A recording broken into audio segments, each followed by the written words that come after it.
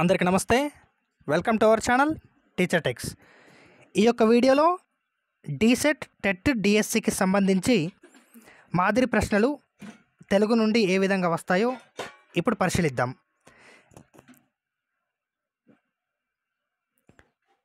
తెలంగాణలో నిర్వహించే DEECET, TET అదేవిధంగా డిఎస్సికి ఈ యొక్క తెలుగుకు సంబంధించిన ప్రశ్నలు అయితే చాలా బాగా ఉపయోగపడతాయి. సో వీడియోని చివరి వరకు చూసి వీడియోని లైక్ చేసి మీ మిత్రులకు షేర్ చేసి ఈ యొక్క వీడియోని అయితే మీరు వాచ్ చేయొచ్చు. అదేవిధంగా డీసెట్, టెట్, డిఎస్సికి సంబంధించి ఇదివరకు కొన్ని వీడియోలు చేయడం జరిగింది. అవి డిస్క్రిప్షన్లో ప్లేలిస్ట్ అయితే ఉంది, మీరు దాని నుంచి చూడవచ్చు. మీరు ఈ యొక్క వీడియో కింద ఇంకేమైనా దీంట్లో ఉన్న విషయం అర్థం కానట్లయితే కామెంట్లో మీరు తెలపవచ్చు. అదేవిధంగా మన ఛానల్ యొక్క అప్డేట్స్ మరిన్ని పొందడానికి ఈ యొక్క వీడియోని సబ్స్క్రైబ్ చేసిన తర్వాత బెల్ ఐకాన్ని నొక్కండి. అదేవిధంగా వాట్సాప్ ఛానల్ మరియు టెలిగ్రామ్ ఛానల్లో అయితే జాయిన్ అవ్వండి.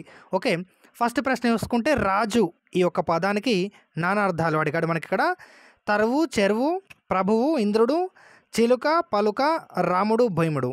ఇక్కడ ఈ రాజు అనే పదానికి నానార్థాలు వచ్చేసి మనకు ఆప్షన్ బి ప్రభువు, ఇంద్రుడు. నెక్స్ట్ దిక్కు నానార్థాలు. ఇక్కడ దిక్కుకి నానార్థాలు చూస్తే మనకు దిశ ఆశ్రయం, కన్ను ఆకాశం, మార్గం ఆశ్రయం, తూర్పు నేర్పు. ఇక్కడ ఆప్షన్ ఏ వచ్చేసి దిశ ఆశ్రయం, ఇవైతే నానార్థాలు అవుతాయి దిక్కుకి. మూడవ ప్రశ్న ఉదగ్ర తేజం. ఈ ఉదగ్ర తేజానికి మనకు సమాసాన్ని గుర్తించమని అడుగుతున్నాడు. అయితే ఇక్కడ ఉదగ్ర తేజం అనే పదంలో మొదటి పదం చూస్తే ఇక్కడ మనకు సమాసాల్లో రెండు పదాలు ఉంటాయి, పూర్వపదం, పరపదం. ఇక్కడ ఉదగ్ర తేజం, ఇక్కడ ఉదగ్ర అనేది పూర్వపదం అవుతుంది, తేజం అనేది పరపదం అంటే ఉత్తర పదం. అంటే ఇక్కడ మనకు పూర్వపదాలు అంటే మనకు ఉదగ్ర అనేది ఏంటంటే ఇది ఒక విశేషణం. అంటే మనకు పూర్వపదంలో విశేషణ పదం అంటే గుణాన్ని తెలిపే పదం ఉంది. నెక్స్ట్ ఉత్తర పదం పరిశీలిస్తే తేజం. ఈ తేజం అనే పదం ఏంటంటే నామవాచకం అంటే విశేష్యాలు, అంటే విశేషణ విశేష్యాలతో ఏర్పడిన పదం ఇది. సో ఇట్లాంటి వాటిని కర్మాధారయాలని అంటారు. సో ఈ సమాసం కర్మాధారయ సమాసం. అందులో ఈ మొదటి పదం అంటే పూర్వపదంలో విశేషణం ఉంది కాబట్టి ఈ పూర్వపదం విశేషణంతో పాటు ఉత్తర పదం నామవాచకంగా ఉంది కాబట్టి ఇది విశేషణ పూర్వపద కర్మాధారయ సమాసం. సింపుల్గా చూస్తే విశేషణం అనేది పూర్వపదంలో ఉంటే విశేషణ పూర్వపద కర్మాధారయ సమాసం. మూడవ ఆన్సర్ వచ్చేసి ఏ. నెక్స్ట్ ప్రశ్న కార్మిక వృద్ధులు. ఇక్కడ కార్మిక వృద్ధులు అనే పదానికి మనకు విగ్రహవాక్యం ఏంటి? వృద్ధులైన కార్మికులు. ఇక్కడ చూస్తే మనకు విశేషణ పదం ఇక్కడ వృద్ధులు అనే విశేషణ పదం ఎక్కడుంది? మనకి ఇక్కడ ఉత్తర పదంలో ఉంది. ఇక్కడ చూస్తే కార్మిక వృద్ధుల్లో వృద్ధులైన కార్మికుల్లో మనకు వృద్ధులు అనేది విశేషణ పదం. ఈ విశేషణ పదం మనకి ఉత్తర పదంగా ఉంది, అంటే నామవాచకం పూర్వపదంగా ఉంది కాబట్టి ఇక్కడ విశేషణ ఉత్తర పద కర్మాధారయ సమాసం అవుతుంది. మొదటిది విశేషణ పూర్వపద కర్మాధారయ సమాసం, ఇక్కడ రెండవది విశేషణ ఉత్తర పద కర్మాధారయ సమాసం. మీరు ఇక్కడ రెండింటిని గమనిస్తే మీకు ఈ యొక్క విశేషణ పూర్వపద మరియు ఉత్తర పద గురించి అయితే ఇక్కడ అర్థం అవడం జరుగుతుంది. అగ్గిబుక్కుట ఈ జాతీయాన్ని ఏ సందర్భంలో వాడతాం? మీరు ఇక్కడ ఆప్షన్స్ చూస్తే గట్టి పట్టుదల, కోపంతో ఉడికిపోవుట, భరించలేని శబ్దం, చెడు శకునం. దీంట్లో అగ్గిబుక్కుట అనే జాతీయాన్ని కోపంతో ఉడికిపోయిన సందర్భంలో ఈ యొక్క జాతీయాన్ని వాడడం జరుగుతుంది. సో ఆన్సర్ వచ్చేసి బి. నెక్స్ట్ ఆరవ ప్రశ్న భద్రాచలం ఏ సమాసం అని అడుగుతున్నాడు. ఇక్కడ మనకు భద్రాచలం అంటే ఏంటి? ఒక పుణ్యక్షేత్రం. ఈ సమాస పదంలో మనకు భద్ర, అచలం ఈ రెండు పదాలు ఉన్నాయి. సో ఇక్కడ మనకు అచలం అంటే ఏంటంటే కొండ, ఇది నామవాచక పదం. భద్ర అనేది ఏంటి? సంజ్ఞ. ఇక్కడ సంజ్ఞను ఏమంటారంటే సంభావన అని అంటారంటే ఈ విధంగా చూస్తే మనకి ఏంటంటే పూర్వపదం అంటే ఈ మొదటి పదంలో సంభావన ఉంది కాబట్టి ఇలా పూర్వపదంలో సంభావన ఉన్నట్లయితే ఆ సమాస పదాన్ని సంభావన పూర్వపద కర్మాధారయ సమాసం అని అనడం జరుగుతుంది. సో ఇక్కడ చూస్తే మీకు భద్రాచలం అనే సమాసం సంభావన పూర్వపద కర్మాధారయ సమాసం అదే అవుతుంది. నెక్స్ట్ ఏడవ ప్రశ్న గొడ్ల డొక్కలు గుంజిన వానపాములు ఎండిన గుడిసెకు విసిరిపోతివా నడుం చుట్టుకపోతివా. ఇక్కడ చూస్తే మనం జాగ్రత్తగా ఈ పదాల అంటే పాదాల చివరి అక్షరాలు మనకు పునరుక్తమైనాయి.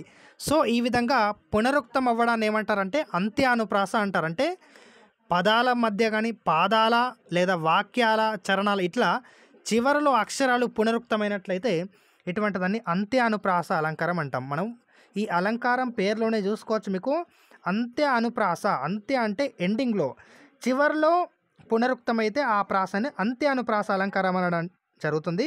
సో ఇక్కడ ఆన్సర్ వచ్చేసి బి. నెక్స్ట్ 8, పోయినాడంటే ఏ సంధి? ఇక్కడ ఇత్వ సంధి, అకార సంధి, ఉత్వ సంధి, సవర్ణ దీర్ఘ సంధి అడిగాడు. పోయినాడంటే మనకి ఇక్కడ విడదీసిన రూపం చూసుకుంటే పోయినాడు ప్లస్ అంటే. ఇక్కడ పోయినాడు డూలో ఏముంది? ఉకారం. అంటే ఇక్కడ ఉకారానికి అచ్చు పరమైంది కాబట్టి ఇక్కడ ఉత్వ సంధి అవ్వడం జరుగుతుంది. నెక్స్ట్ 3 రోజులు. ఇక్కడ 3 రోజులు అంటే ఏంటి? 3 సంఖ్య గల రోజులు. ఇక్కడ సంఖ్య గల రోజులు ఎన్ని? ఇక్కడ మొదట ఏంది? 3 అనే సంఖ్య గల రోజులు. ఈ విధంగా వస్తే మనకి ఏంటంటే ద్విగు సమాసం అవుతుంది. 2 సంఖ్య గల రోజులు. ఈ విధంగా ధృత ప్రకృతికం కానిది అన్నాడు. ఇక్కడ పూచెన్, చేసెన్, తినెన్, నడిచాడు. ఇక్కడ ధృత ప్రకృతికం కానిది అన్నాడు. మనకు ముందుగా చూస్తే అసలు ధృత ప్రకృతికం అంటే ఏంటంటే ఇక్కడ పదాల చివరన నకారం ఉన్నప్పుడు ఆ నకారాన్ని మనం ధృతం అనడం జరుగుతుంది.